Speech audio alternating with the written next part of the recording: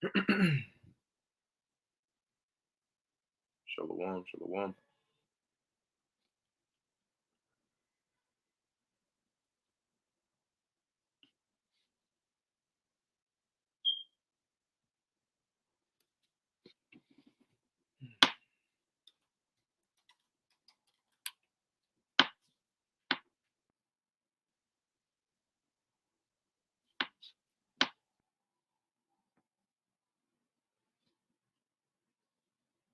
Shalom. First and foremost, I want to give all praises, honor, and glory to Yahweh, Bahasham, Yahweh Shai, Bahasham, Rachak Kodash. Double honors to the elders and the apostles of Great Millstone, and peace and blessings to the elect. And yeah, I wanted to go into Second Ezra, the 14th chapter. Slacky, let me make sure something here. Might have skipped the chapter. All right, so I mean, I don't know why the spirit didn't hit me on that, but really, I might have wanted to go into Second Ezra 13 today, but I ended up look. Last night I read through 14, so no one going through 14 today, and then if the spirit permits, we'll do 13, afterwards. Um, but anyway, this is the book of Second Ezra, chapter 14, verse 1. It says, "And it came to pass on the third day, I sat under an oak, and behold, there came a voice out of a bush over against me, and said, Esdras, Esdras. And I said, here am I, Lord. And I stood up upon my feet. Then said he unto me, In the bush did I manifestly reveal myself unto Moses, and talked with him, when my people served in Egypt. And I sent him and and this is when Moses had fled, and he was in the land of Midian 40 years. Salakia, and then the Lord, well, when Moses was basically tending to the sheep, that he was, he took the sheep out. The Lord basically spoke to him in the burning bush, but then the bush wasn't consumed by the fire. So it says here, and I sent him and led my people out of Egypt, and brought him up to the mount where I held him by me a long season. Which is where the Lord basically gave Moses the the stone, the tablets, the commandments, the blueprints for the tabernacle, for the ark, for Aaron's garment, for how the priest would be consecrated, the laws, all of these things. It's like, yeah, cool. So it says here, verse 5, it says, and told him many wondrous things, and shewed him the secrets of the times and the end, and commanded him, saying, These words shalt thou declare, and these shalt thou hide. So the Lord showed Moses a lot of things, up on that mountain. Okay, a lot of revelations, a lot of secrets, a lot of things that had, taken place. And like it says, of the end. So it says, These words shalt thou declare, and these shalt thou hide. And now I say unto thee, that thou lay up in thy heart the signs that I have shewed, and dreams that thou hast seen, and the interpretations which thou hast heard. Yeah, because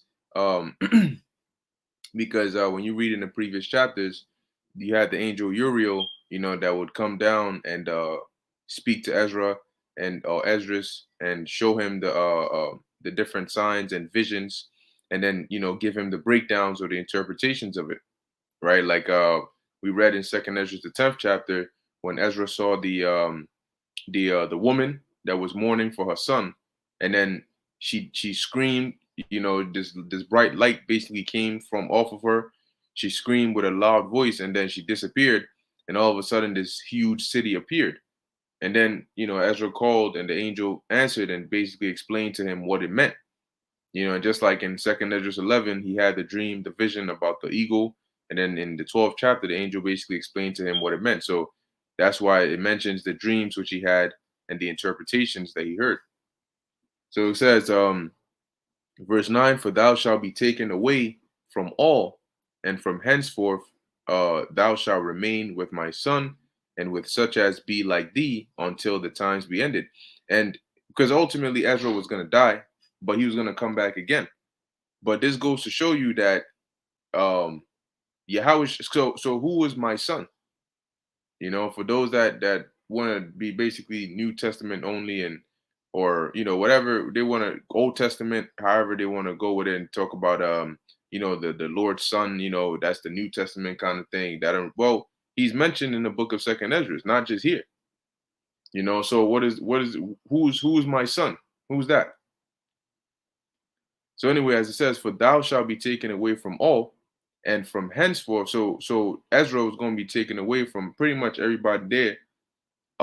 And from henceforth, meaning from now on, thou shalt remain with my son. Well, Yahushua wasn't physically on the scene at that point. So where was he? All right. In the spirit world. It says, and such as be like thee until the times be ended. And then eventually Ezra would come back on the scene. And there's a scripture that talks about it, that until the number of seeds is accomplished or fulfilled within you, meaning there's a number of, every 3 to 4 generations, a number of times that Ezra would have to keep coming, or really everybody has to keep coming back on the earth, up until Yahushua comes back the second time and changes us. And he's pretty much going to end that cycle for us. So we're not going to have to keep on coming back in the reincarnation, because we're going to live forever. It says, for the world hath lost his youth, and the times begin to wax old. Yeah, because when the world was first made, everything was fresh. It was in strength, right? Grapes were much bigger than they are now. When you read in the scriptures, it tells you it took 2 strong men to carry a cluster of grapes. Okay, and everything was fresh, looking new and good, with nutrients and all of that, oxygen, trees, even the people. But as it says, and the times begin to wax old, for the world is divided into 12 parts. Now, from verse 11 on to verse 12 is dealing with time. Okay, the 12 parts is dealing with time, in 1,000-year periods. Okay, so the world is divided into 12 parts, and and the 10 parts of it are already gone, and half of a 10th part. So in essence, roughly around 12,000 years, you have the 10 parts of it already gone, which would be about 10,000 years, and then you have and half of a 10th part, which is 500 years. Okay, so you got 10,000, 500, and that would leave. Let me make sure. I already said I'm not got the math. All right, so let me make sure of that. 10,000 and a half, the half part.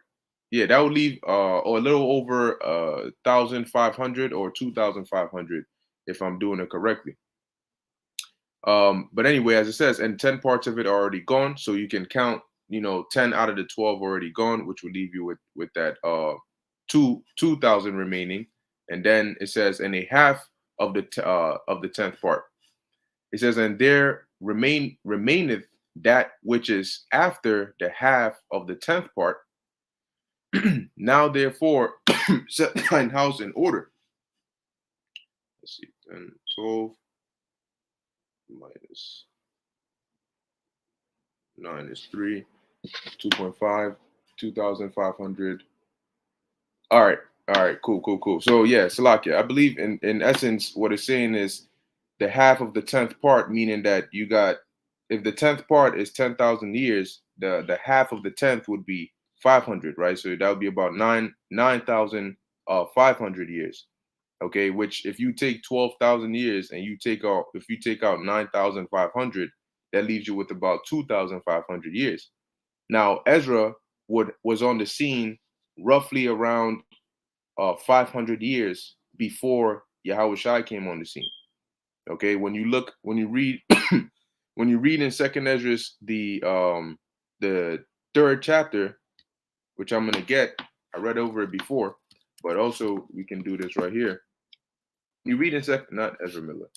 when you read in Second Ezra, the third chapter, it tells you that Ezra was in Babylon when he received these visions, right? It says he laid troubled after he had seen the destruction of Jerusalem. Now they place Ezra. When you look up Ezra, Slovakia, when you look up Ezra here in the Wikipedia, they place him at 4. It says 480 to 440 BCE, which doesn't really line up with what is written here in Second Ezra, the third chapter. All right, because if you go right here, Second Ezra's chapter 3. All right, so it says here, Second Ezra chapter 3 and 1, in the 30th year after the reign of the city, I was in Babylon, right? And lay troubled upon my bed, and my thoughts came up over my head. For I saw the desolation of Sion, and the wealth of them that dwell at Babylon. So Ezra is in Babylon, right? And he said, in the 30th year after the reign of after the ruin of the city. So when you actually look up in the history, the Babylonians took down Jerusalem in 586 BC, right? So if you go 30 years into the future, right, 30 years after Jerusalem was destroyed, that's from 586, that would be 576, 566, 556, right? And the Babylonian Empire didn't go down to about what, let me see, Neo Babylonian Empire. Right. So it didn't go down, it says here, till about 43. Let's double check on that. Oh, Slack at 539. Yep, yep. So as you can see here, it says here, the Neo-Babylonian Empire and its ruling Chaldean dynasty were short-lived, conquered after less than a century by the Persian Achaemenid Empire in 539 BC, right? So from now, remember, when you're dealing with BC, when time is moving forward, like when we're going more into the future, the numbers are counting down. Okay. So 30 years from 586, when the city was ruined, we came down to what, 556, right? From 586 to 556, that's about 30 years. So 556, that means that the Babylonian Empire is still in power and didn't go down until the Achaemenid Empire took them down in 539 BC. So that means that at this point where Ezra is receiving these visions, he's alive during the time of the Neo-Babylonian Empire. So they, when you look in the Wikipedia, they place him around the time of the the Persian Empire, which he was alive during that time, but he was also according to what is written in Second Ezra chapter 3, alive during the Neo-Babylonian Empire. All right, meaning that the Neo-Babylonian Empire roughly 500 years before Yahushua comes on the scene. Okay, as we just read right here. Because if it went down in 539, remember, as you go forward in time, the numbers count down. So 539 BC means 539 years before C, right? Before Christ, or 539 years before zero. And then you go into AD. Okay, so Ezra would have to be roughly around 500 years before Yahushua was born. Okay, and we are roughly 2,000 and some change years after Yahushua was born, after he was on the scene, right? Because we're in 2020. So if you add from the time of Ezra up until our time now, that's roughly about 2,500 years, roughly. Okay, because there's certain scriptures that deal exactly with time, but then there's some that deal circa. Okay, like when you deal with the Babylonian Empire, in the scriptures it says 70 years, but when you do the math, it comes up a little less than 70 years. So Sometimes it's exact, but sometimes it's around that time. All right. So going back to Second Esdras chapter 14, as we read, the world is divided into 12 parts, and 10 parts of it are already gone, and half of a tenth part. All right. Half of a tenth part. Now, sometimes there's scriptures that are like, it's pretty straightforward, but because of the way it's written in the Old English, what can also be advised is if you just type in, we usually do this with the blue letter, but the Apocrypha doesn't have blue letter. But all you can do is type in the verse that you're looking for. In this case, Second Esdras 14, verse 11, and then you should be able to find other translations. Some of them go off, but you can roughly get the the overall what it's trying to say over there. So let's see if we can find. All right, so you have like NRSV. It says, "For the age is divided into 12 parts, and 9 of its parts have already passed, as well as half of the 10th part." See, so 2 of its parts remain besides half of the 10th part. Okay, so when you read it in the Old English, it may sound a little confusing. That's why I had to stop for a second to do the math, because it first says the world is divided into 12 parts, right? 10 parts of it are already gone, and half of a tenth part. But really, what it means is 9 parts are gone, and the half of the tenth part is gone. Okay, so that gives you 9,500 is already gone. But the way it's worded, you may wait, how can 10 parts already be gone and half of a tenth part? That doesn't make sense, right? But when you read it, as you can see, even in the other translations, it's really saying that you got 9 parts, which is about 9,000 years already passed, as well as half of a tenth part. So you add, if one part is 1,000 years, half of that is 500 years. Okay, so at this point, and I hope that you're following along. I know it sounds a little, so much parts and times, but in essence, if you have roughly 12,000 years, and 9,000 years are already gone, and half of a tenth part, that's 9,500 years that are gone at this time where Ezra is on the scene. It says, "And there remaineth that which is after the half of the tenth part." So when you take out 9,500 from the 12,000, you're left with roughly 2,500, which, as I explained, would make sense because from Ezra to Yahushai is 500 years, and roughly from Yahushai to our time is 2,000 years. So it says, verse 13, "Now therefore set thine." So if you want to know the age of the earth or of the planet, this is Second Ezra 14, 11, and 12. And this cuts the whole millions of years old kind of thing. That's not valid. What They don't have any solid proof or basis to go off of when they say the earth is a million years old or 50,000 years old. All right. So it says, verse 13, "Now therefore set thine house in order, and reprove thy people, comfort such of them as be in trouble, and now renounce corruption. Let go from thee mortal thoughts, cast away the burdens of man, put off now the weak nature." And often we'll go into, like we'll hit this chapter, but we'll really highlight some of these key verses right here. Okay, but as the angel is telling him, which also is something we can apply to ourselves, is letting go of mortal thoughts, because mortal is death.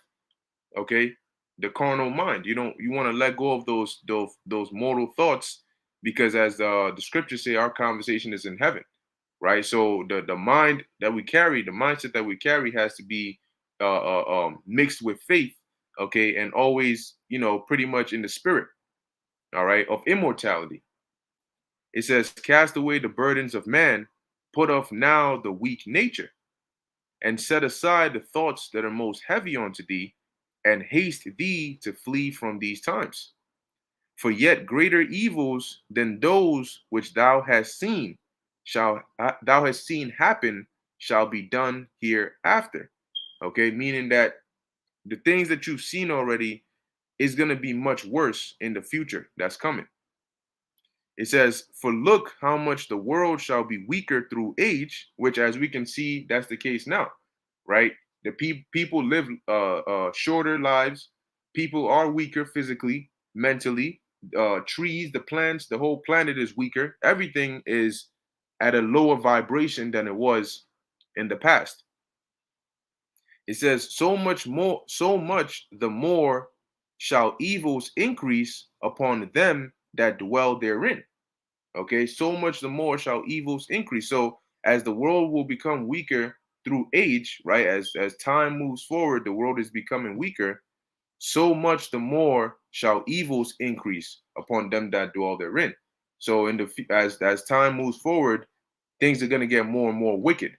From Ezra's time up until now, things have gotten drastically wicked. All right. It says, "For the time is fled far away, and leasing is hard at hand. For now hasteth the vision to come, which thou hast seen." And leasing, when you go into it, it basically goes into falsehoods, which makes sense because as we are approaching the end, things are going to be more wicked and more evil. With the devil in rulership, of course, falsehoods is going to be hard at hand, right? For now hasteth the vision to come, which thou hast seen. So the things that Ezra saw, second Ezra's 13, 14, 15, or 16, even 11, at his time, that all was in the future. And it did come to pass.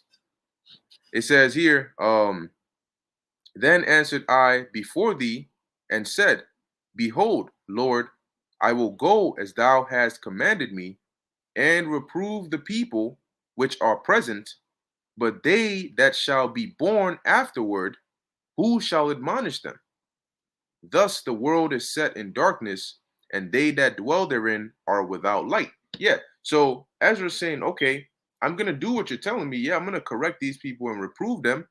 But the ones that are here alive now, but what about those that are, that come after, that are born? What about the future generations? Who's gonna admonish them? It says, the world is set in darkness, and they that dwell therein are without light. For thy law is burnt. Therefore, no man knoweth the things that are done of thee, or the work that shall begin. Yeah, because at this time, Ezra being a priest, he had knowledge of the law, statutes, and commandments, right? But when the Babylonians besieged Jerusalem and they destroyed the walls and they burnt the temple, what was in the temple? The laws, the scrolls, the writings. So all of that was destroyed. So that's why Ezra is saying, okay, well, in the future, if they don't have these records, therefore no man knoweth the things that are done of thee. The records of what you've done, who you are, what your requirement, all these things, right? Verse 22, it says, "But if I have found grace before thee, send the Holy Spirit into me, and I shall write all that hath been done in the world since the beginning, which were written in thy law, that men may find." So that means if it was written in the law, that means that what? Moses was also showed all the things that were done since the world began. Because Moses being on the scene, how is it that he's able to have records of Abraham, records of of Jacob, records of of Adam? And not only that, but when you read the Torah and you read the records of the accounts that happen in Genesis, it's not just records from a third person's perspective, like, okay, and this person did this and this person did that. No, when you read it, the way they thought, right? How somebody thought, what thought process these men went through before making the decisions they did, those things were recorded. Ask yourself the conversation between Jacob and the Lord when Jacob fled from Esau on before he got to Laban or Laban, when he was at I think he was at Bethel. I think that's where he was. Yeah, Bayaf Allah, house of God. When the Lord basically showed him, the ladder and all of that, who was there to keep a record of that? In that third person form, and presented all the way down. Who was there to keep a record of how Jacob was able to still overcome while dealing with Laban? You know, so that basically the spirit of the Lord had to reveal that onto these men, because Moses as himself wasn't in the past there with Jacob to have seen him do these things for him to write it down. So the Lord had to have revealed that to him, just like we're reading of here in Second Esdras, as the Lord is going to reveal all these things to Ezra so that they can be recorded again. So it says here, verse 22, but if I have found grace before thee, send the Holy Spirit into me, and I shall write all that hath been done in the world since the beginning, which were written in thy law, that men may find thy path, and that they which will live in the latter days may live. Because we would have some direction. We would have Romans 15:4. What was written aforetime was written for our learning. When you read the New Testament, they're always quoting what? The Old Testament. As saith the prophet Isaiah, as the prophet said, as is written. Those are them quote. Today we'll say, that the precept that says, or today we'll say, Jeremiah 17:9. Well, back then you didn't have book, chapter, verse, so you'll hear them say, as is written, or as was said by the prophet. Boom. I am one crying in the wilderness. So they were doing the same thing we're doing today, using the writings they had to continue to teach. And then after that, you had the testament of their time. That's what we have as a New Testament. So did the apostles have the New Testament during the time of the New Testament? No, because they were forming the New Testament. All right. So it says, verse 23, and he answered me, saying, go thy way, gather the people together, and say unto them that they seek thee not for 40 days. But look thou prepare thee many box trees, and take with thee Sariah, Dabria, Selemia, Echanis, and Asiel, these 5 which are ready to write swiftly, and come hither, and I shall light a candle of understanding in thine heart, which shall not be put out till the things be performed which thou shalt begin to write. So if the Lord can put the spirit on a man to where he can recall everything. When you watch, for those that have seen the movie The Book of Eli, this is pretty much what they tried to depict at the end. When what's this guy's name? The actor, what's his name? Denzel Washington. He was laying there. He had his head shaved, his face, all his facial hair shaved off, and he was just laying there speaking all the things. And then you you had the dude that was basically typing it up. Basically, he was speaking the scriptures as it had been from the beginning, the record. And then you had the other guy that was writing it. I think it was on like a typewriter or something like that, like them old things that you press on to get. Yeah, that's what. Where do you think they got that from? Now, if the Lord could do this to Ezra, is it so impossible that the Lord can reveal to us his true name? Is it so impossible that the Lord can reveal to us the Hebrew? Is it so impossible that the Lord can open the eyes of a man to go in a certain direction and to lead other men? Like Elder Abba Bivens? No, it's not impossible. When people get overwhelmed with that, because they'll think, well, how is that possible? Well, then you're not speaking with faith. If you feel like that's too impossible for the Lord to do, to bring us back to our heritage from a point where we didn't, you got to start somewhere, you know. So it says, verse 26, and when thou when thou hast done, some things shalt thou publish, and some things shalt thou shew secretly to the wise. Tomorrow this honor, or Salakia, tomorrow this hour shalt thou begin to write. Then went I forth as he commanded, and gathered all the people together, and said, Hear these words, O Israel.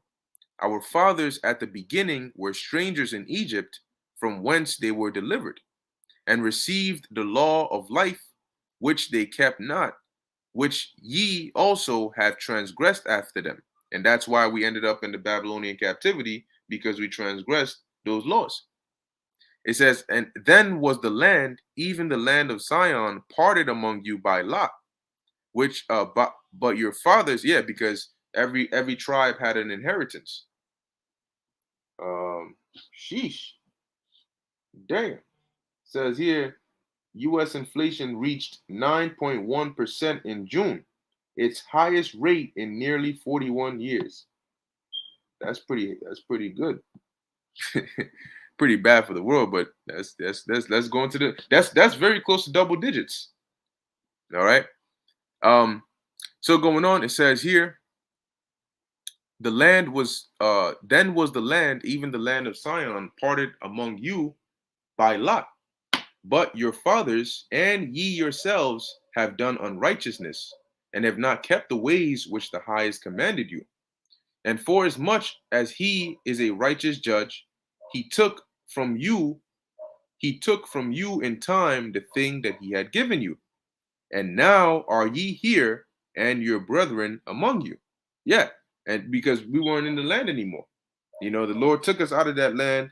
He took away the hedge, the covering, and all of those things, because he said he would if we transgressed his laws. And if you notice, that's been the main controversy between the nation of Israel and the Lord, is it's Israel being disobedient, constantly going back to the same problem, which is you going off, and then you come back, and then you go off again, and here we are back at this problem again. It says, and now are ye here, and your brethren among you. Therefore, if so be that ye will subdue your own understanding and reform your hearts, ye shall be kept alive, and after death ye shall obtain mercy. Yeah, because why does it say after death ye shall obtain mercy? Doesn't mean that after you die, you're going to go, then the Lord will say, I'm going to have mercy on you, so you're not going to hell, you're going to heaven. No, what it means is after death, matter of fact, this is why it says that. Let's go to what the apostle, what is it? Is it Apostle Paul? Let's see. Shall judgment. There's a scripture that I read. I hope I'm not thinking of two scriptures here. Let me see. Although it might probably be the same chapter. Let's see. After death, judgment. Apocrypha. Yep. Never mind. It's the same chapter. Cool. But I'm still gonna get what the Apostle Paul had said. I think it's 2 Corinthians chapter 5 and 10, or is it 10 and 5? Yep, 5 and 10. This is 2 Corinthians chapter 5, verse 10. It says, "For we must all appear before the judgment seat of Hamashiach, that everyone may receive the things done in his body according to that he hath done, whether it be good or bad." What does that mean? That means that after you die, we all appear before the judgment seat of Hamashiach, which is in the spirit world. And if there's a judgment seat there, what happens there? You get judgment. You get your judgment sentence, right? Like Paul says, that everyone may receive the things done in his body according to that he have done. So while you were in this body, while your spirit was in this body on the planet Earth, based on the actions you did, right, according to that he have done, whether it was good or bad, that's how your judgment is going to be based on. And that judgment is going to be for the next time you come back on the earth. That's the judgment you're going to serve out. So when you go before Yahushua after you die, you get your judgment sentence. And based on your actions, it could be harsh or it could not. But then you're going to come back and serve that sentence. So that's why Ezra is telling them here that if you, therefore, if so be that ye will subdue your own understanding, you don't follow what you think is right, but you follow the ways the Lord has set, and reform your hearts, right? Let's look up the word reform. Reform. It says make changes in, right?